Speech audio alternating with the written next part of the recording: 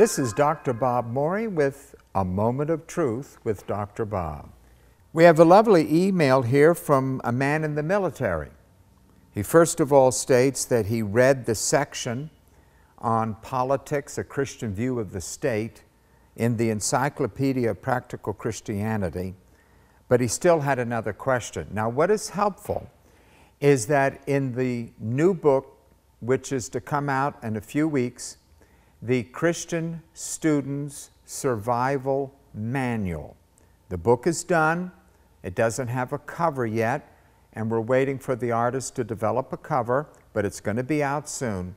I take that short chapter on a Christian view of the state and expand it into a Christian view of political science, where much of what this gentleman is seeking to find can be answered there. But his question simply says that he's in the military.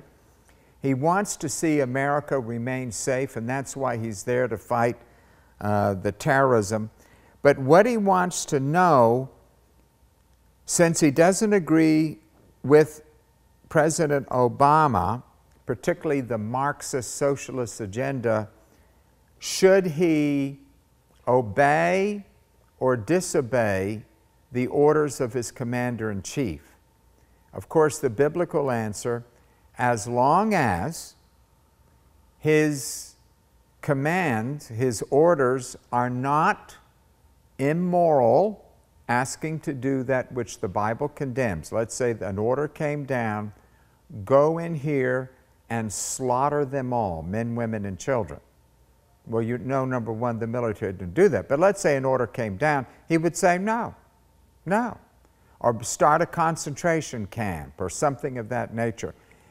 In the military, a conscientious objector is someone who is asked to do something that in all good conscience he feels is immoral and in violation of his own personal ethical code.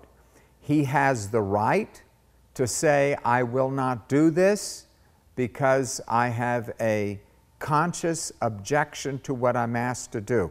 Now, it also means you're willing to take the punishment. If it's stockade, if it's to be thrown out of the military with a dishonorable conduct, whatever it is, you have to stick to your gun. But it had better be a very clear violation of biblical ethics in order for you to take the conscientious objection way out. That you would disagree with the principle of Marxism and socialism really doesn't involve you in the military. You'll never meet Obama in person. He really has very little to do with the military. He doesn't know anything about it. He's depending on the generals really to take the head on this. That's why liberals are very, very disappointed with Obama. I was reading the New York Times last Sunday, and it simply said why we are disappointed in Obama. Bottom line, he has continued the same military strategy as Bush.